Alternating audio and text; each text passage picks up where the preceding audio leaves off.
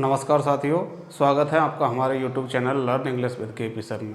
साथियों, जो हमारी ये जो टेंस की जो श्रृंखला चल रही है, इसमें आज अगला जो टेंस है वो है यूज ऑफ पास्ट इंडेफिनिट, यानी कि पास्ट इंडेफिनिट का उपयोग। तो देखते हैं कि इस पास्ट इंडेफिनिट का उपयोग है वो कहाँ पर और किस तरीके से होता है, कौन कौन सी वो स्थितियाँ हैं, कौन कौन से वो एडवर्ब्स हैं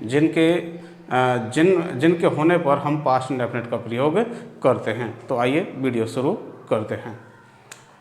देख पा रहे होंगे इसमें सबसे पहले इसकी हम बात कर लें वर्ब की। वर्ब कौन सी आने वाली है, इसमें वर्ब की सेकंड फॉर्म आने वाली है, लेकिन कौन से सेंटेंसेज में? अफर्मेटिव सेंटेंस में। यानी कि सेंटेंस कैसा होगा? अफर्मेटिव, जब तो आएगी इसमें वर्ब की सेकंड फॉर्म। और यदि आपका सेंटेंस नेगेटिव है, इंटेरोगेटिव नेगेटिव है, तो उसमें आपकी डिड के साथ में वर्ब की फर्स्ट फॉर्म आएगी। ये बात आपको बिल्कुल ध्यान रखनी है कि अफर्मेटिव सेंटेंसेज में तो वर्ब की सेकंड फॉर्म, और इंटेरोगेटिव नेगेटिव या इंटेरोगेटिव नेगेटिव, इन सेंटेंसेज में क्या रहेगी? डिड रहेगी हेल्पिंग वर्ब, और वर्ब की कौन सी फॉर्म लगेगी? फर्स्ट फॉर्म लगने वाली है इसमें। अब इसकी बात करते हैं एडवर्ब्स की। इसमें एडवर्ब्स हैं यस्टरडे, एगो, लास्ट और प्लस टाइम। लास्ट के साथ में कोई भी टाइम बताने वाला शब्द हो, जैसे last day, last Monday, last night, last month, last year, ऐसे कुछ भी हो सकता है। इसके अलावा it is time, it is high time, no sooner, once, ये कुछ शब्द हैं, कुछ एडवर्ब्स हैं जो कि किसको डिनोट करते हैं? पास्ट इंडेफिनिट को डिनोट करते हैं। यानी कि इन शब्दों के सेंटेंस में होने पर कौन सा टेंस लगाया जाता है? पास्ट इंडेफिनिट टेंस लगाया जाता है। ये सारे जो शब्द हैं वो भूतकाल में हुई घटनाओं को बताने के लिए सेंटेंस में आते हैं, यानी कि किसको व्यक्त करते हैं? ये भूतकाल की घटी हुई घटनाओं को। और पास्ट इंडेफिनिट का उपयोग वही किया जाता है जहां पर कोई कार्य पास्ट में हो गया जिसका वर्तमान से कोई लेना देना नहीं है। तो ये शब्द भी उन्हीं चीज़ों को बताते हैं। आइए उदाहरणों से देखते हैं कैसे क्या होता है। तो देखिए सेंटेंस है 2 days अगो, यानी कि 2 दिन पहले, और आगे दे रखा है आई खालिस्तान ए रेड शर्ट, और वर्ब दे रखी है बाई यानी खरीदना।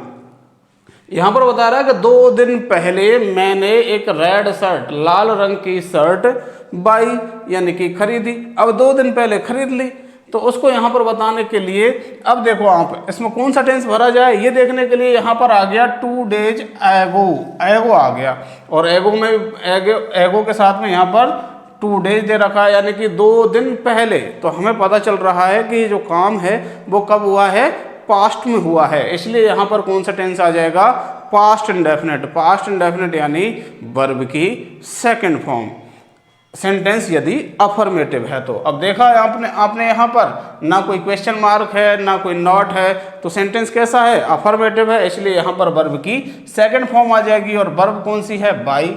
बाई की सेकंड फॉर्म क्या होती है? Bought, BOUGHT, bot.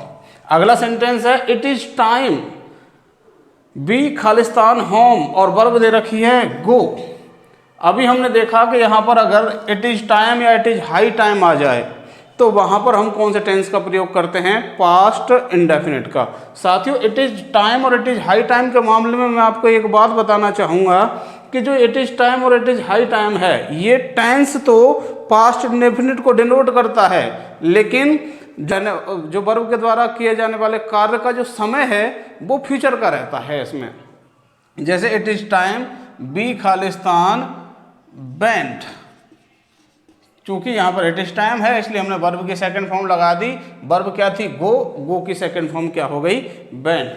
अब वो समय है कि हम घर जाएंगे। इसका जो अर्थ है, यानी कि जो वर्ब के द्वारा दर्शाए गए कार्य का जो समय होता है इसमें वो तो होता है फ्यूचर, लेकिन वर्ब के द्वारा दर्शाया गया जो टेंस होता है वो कौन सा होता है? Past indefinite. अगला सेंटेंस देखते हैं, once upon a time there और खालिस्तान ए लॉयन। आपने कहानी में लॉयन एंड द माउस की कहानी में जो पहली लाइन आती है वो आपने देखी होगी। उसमें क्या आता है? वंस, और इस वंस की वजह से ही यहाँ पर क्या लगता है? वॉज लगता है, यानी कि बी की सेकंड, इसमें क्या आ गया? वंस आ गया, और वंस की वजह से यहाँ पर क्या आ जाएगा? पास्ट इंडेफिनेट आ जाएगा। पास्ट इंडेफिनेट मतलब वर्ब की सेकंड फॉर्म, और बी की जो सेकंड फॉर्म होती हैं वो क्या होती हैं, वॉज और वर होती हैं। चूँकि यहाँ पर लॉयन की बात हो रही है तो इसके हिसाब से क्या आ जाएगा, वॉज आ जाएगा, क्योंकि लॉयन यहाँ पर क्या है, सिंगुलर है। आगे देखते हैं, लास्ट मंडे कोमा ही खालिस्तान टू स्कूल नॉट कम। अब यहाँ पर हमें नॉट भी दे रखा है, इसका मतलब जो सेंटेंस है वो कैसा बनने वाला है, नेगेटिव बनने वाला है। तो यहाँ पर दे रखा है लास्ट और उसके बाद में क्या दे रखा है, मंडे, जो कि किसको डिनोट करता है, समय को बताता है। तो यहाँ पर लास्ट प्लस समय आ गया, इसलिए यहाँ पर कौन सा टेंस आ जाएगा, पास्ट इंडेफिनेट। लेकिन साथियों हमें यहाँ ध्यान रखना है कि नॉट भी दे रखा है तो हमें नॉट भी लगाना है, और नॉट कहाँ लगता है, हेल्पिंग वर्ब के बाद। अब हेल्पिंग वर्ब इसकी कौन सी है, डिड, और हम ये देख ही चुके हैं कि जब हेल्पिंग वर्ब डिड लगती है तो जो यहाँ पर वर्ब की फॉर्म है वो कौन सी लगती है, फर्स्ट फॉर्म लगती है। तो डिड नॉट कम, क्या आ गया, last Monday he did not come to school, पिछले सोमवार वह स्कूल नहीं आया। अगला जो सेंटेंस है, सी खालिस्तान स्कूल लास्ट ईयर। अब देखो यहाँ पर लास्ट प्लस समय यानी ईयर जो है वर्ष, जो किसको बता रहा है, समय को, तो लास्ट प्लस समय दे दिया और वर्ब दे रखी है लीव। तो कौन सा टेंस हो जाएगा यहाँ पर, पास्ट इंडेफिनिट टेंस हो जाएगा। और पास्ट इंडेफिनिट मतलब वर्ब की सेकंड फॉर्म। यहाँ पर आपने देखा सी, तो लीव की जो सेकंड फॉर्म है वो क्या हो जाएगी, लेफ्ट। तो सी लेफ्ट स्कूल लास्ट ईयर, उसने पिछले साल स्कूल को छोड़ दिया। अगला सेंटेंस है, यस्टरडे आई खालिस्तान ए लेटर रिसीव, कल मैंने एक पत्र प्राप्त किया। क्योंकि यहाँ पर यस्टरडे आ गया इसलिए इसमें कौन सा टेंस आने वाला है, पास्ट इंडेफिनिट टेंस आने वाला है। अब आपको ये कमेंट करके बताना है कि इसमें जो वर्ब है वो क्या आएगी, यानी कि इस रिसीव की जो सेकंड फॉर्म है वो क्या आएगी, आपको कमेंट करके यहाँ पर बताना है। अब आगे की जो बातें हैं, ये जो आगे के उदाहरण हैं, इनको समझने से पहले हम थोड़ा सा इधर की साइड में आते हैं। इधर लिखा हुआ है, देखिए कुछ फ्रेज होती हैं, जैसे I wish, if only, as if, as though. इनके वाक्य में होने पर कौन सी फॉर्म लगती है, वर्ब की सेकंड फॉर्म लगाई जाती है। कौन कौन से शब्द हैं देख लीजिए, I wish, if only, as if, as दाओ।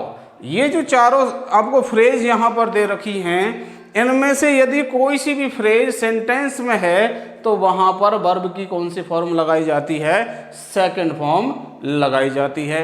इसके अलावा साथियों एक और बात है, और वो बात क्या है कि अनरियल कंडीशनल जो वाक्य होते हैं, यानी कि कंडीशनल वाक्य, और उसमें भी कौन से, अनरियल यानी अवास्तविक, यानी कि ऐसी कोई कंडीशन दे रखी हो वाक्य में जो कि कैसी है, अनरियल है। अनरियल का मतलब होता है अवास्तविक, जो वास्तविक हो ही नहीं सकती, जो हकीकत हो ही नहीं सकती, ऐसी सिचुएशन दे रखी हो।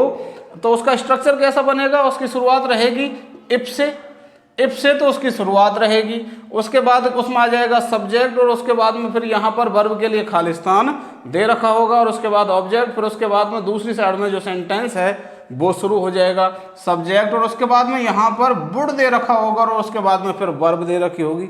ऐसा कुछ स्ट्रक्चर बनता है इस अनरियल कंडीशन वाले वाक्यों का। तो इनमें यहाँ पर जो वर्ब है वो कौन सी आती है, वर्ब की सेकंड फॉर्म आती है।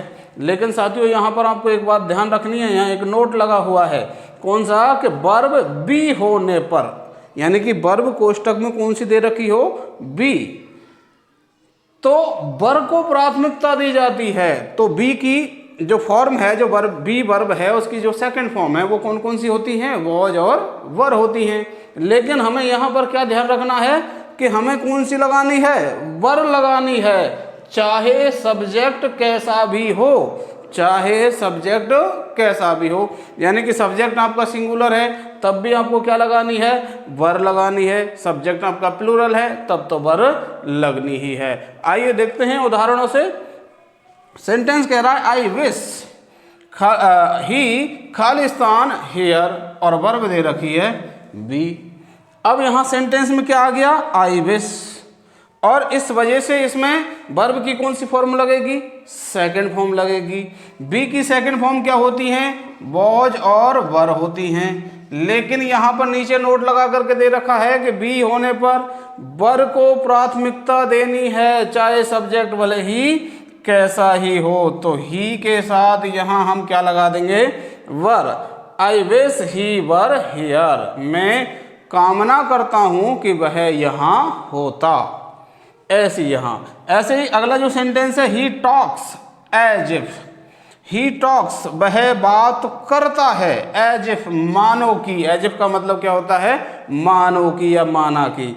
ही खालिस्तान ए मिनिस्टर, और यहाँ पर वर्ब कौन सी दे रखी है, वही बी। वह ऐसे बात करता है मानो कि वह क्या हो, मिनिस्टर हो, मंत्री हो, यानी वह मंत्री की तरह बात करता है। तो यहाँ पर कौन सी वर्ब आ जाएगी, वर्ब की सेकंड फॉर्म, और जो बी है उसकी सेकंड फॉर्म वॉज और वर। लेकिन हमें प्राथमिकता किसको देनी है, वर को देनी है, भले ही यहाँ पर सब्जेक्ट अपना कैसा हो, सिंगुलर हो। आगे देखते हैं, सी बिहेव्ड, उसने व्यवहार किया, एज दाओ माना कि सी खालिस्तान रिच, और वही भी। तो वर, उसने ऐसे व्यवहार किया मानो कि वह रिच हो, धनी हो, पैसे वाला हो। अगला है आई विश, मैं चाहता हूँ, मैं कामना करता हूँ कि आई खालिस्तान हिज नेम। नो, कौन सी फॉर्म लगानी है वर्ब की, क्योंकि यहाँ पर आई विश आ गया तो कौन सी फॉर्म लगानी है, वर्ब की सेकंड फॉर्म लगानी है। वर्ब की सेकंड फॉर्म, तो नो की क्या हो जाएगी यहाँ पर, न्यू। मैं कामना करता हूँ कि मैं उसका नाम जानता, यानी कि वह जानता नहीं है लेकिन वह चाहता है कि काश मुझे उसका नाम पता होता। अगला है इफ आई खालिस्तान, और यहाँ पर वर्ब दे रखी है we, a word I would fly in the sky. यहाँ पर ये दूसरा वाला जो स्ट्रक्चर है, ये जो अनरियल कंडीशनल वाली जो बात है, अनरियल कंडीशन की जो बात है, वो वाली बात है। यहाँ पर वो कोई कह रहा है कि काश, इफ का मतलब अगर या काश, काश आई वर ए वर्ड। यहाँ पर वर्ब की कौन सी फॉर्म लग जाएगी, सेकंड, और किसको प्राथमिकता देनी है, वर्ब को प्राथमिकता देनी है। तो if I were A word I would fly in the sky, यदि मैं एक पक्षी होता तो आकाश में उड़ सकता था। तो यहाँ पर अभी वो पक्षी है तो है नहीं, तो जो सिचुएशन है, अगर होता तभी तो उड़ता, एक्चुअल में वो है नहीं, तो जो सिचुएशन है वो कैसी हुई, अनरियल हुई, अवास्तविक हुई, यानी कि ये सिचुएशन हकीकत नहीं है। तो इसलिए यहाँ पर क्या लग गया, वर लग गया। ऐसे अगला सेंटेंस है, if I Khalistan have a lot of money I would buy aeroplane. यदि मेरे पास खूब सारा पैसा होता तो मैं एक एरोप्लेन खरीद पाता। तो यहाँ पर अब उसके पास पैसा तो है नहीं और सब कल्पनाएं हैं उसकी, तो ये जो सिचुएशन है वो कैसी है, अनरियल है। देखो आप, ये जो स्ट्रक्चर है इसको फॉलो कर रहा है बिल्कुल। इफ के बाद में इफ, और उसके बाद में क्या दे रखा है, सब्जेक्ट, उसके बाद में यहाँ पर वर्ब, और उसके बाद में यहाँ पर ऑब्जेक्ट, और फिर आई वुड फ्लाई इन द इसका ये दे रखा है। तो इसलिए यहाँ पर जो वर्ब की कौन सी फॉर्म आ जाएगी, सेकंड फॉर्म आ जाएगी।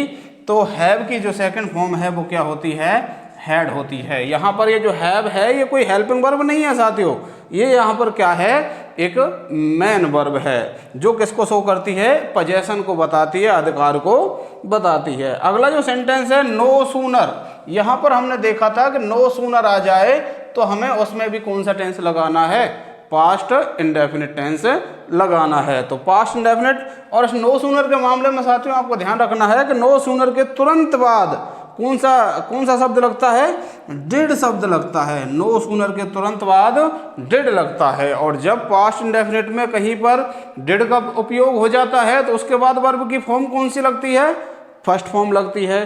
तो यहाँ पर हमने डिड तो लगा ही दिया क्योंकि नो सूनर के तुरंत बाद क्या लगता है, डिड। तो अब अगला जो कोष्टक है, जो वर्ब वाला जो खाली स्थान है, उसमें क्या आ जाएगा, वर्ब की फर्स्ट फॉर्म, और वर्ब कौन सी दे रखी है, अराइव, अराइव आ जाएगा। तो क्या बना, no sooner did the taxi arrive we went, यहाँ पर वेंट डबल आ गया है तो एक बार वेंट है, वी वेंट टू सिनेमा। ज्यों ही टैक्सी पहुंची हम सिनेमा गए, यानी कि टैक्सी का वो इंतजार कर रहे थे, ज्यों ही वो टैक्सी पहुंची तो वो टैक्सी में बैठ करके कहाँ गए, सिनेमा गए। अगला जो सेंटेंस है, लास्ट नाइट यानी पिछली रात, आई खालिस्तान यू ट्वाइस, मैंने तुम्हें 2 बार कॉल किया। तो यहाँ पर वर्ब कौन सी दे रखी है, कॉल, कॉल यानी कॉल करना।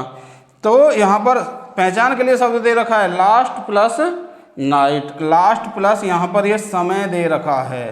तो इसको आपको क्या है, कमेंट करके इसका आंसर बताना है। यदि आपको वीडियो पसंद आई है, अच्छी लगी है, तो इसको लाइक कीजिए और वीडियो को ज़्यादा से ज़्यादा ग्रुपों में शेयर कीजिए ताकि जो अन्य लोग हैं उनको भी इसका लाभ मिल सके। और अगर आपके कोई सुझाव हैं तो कमेंट करके बताइए कि इस वीडियो में और क्या सुधार किए जा सकते हैं।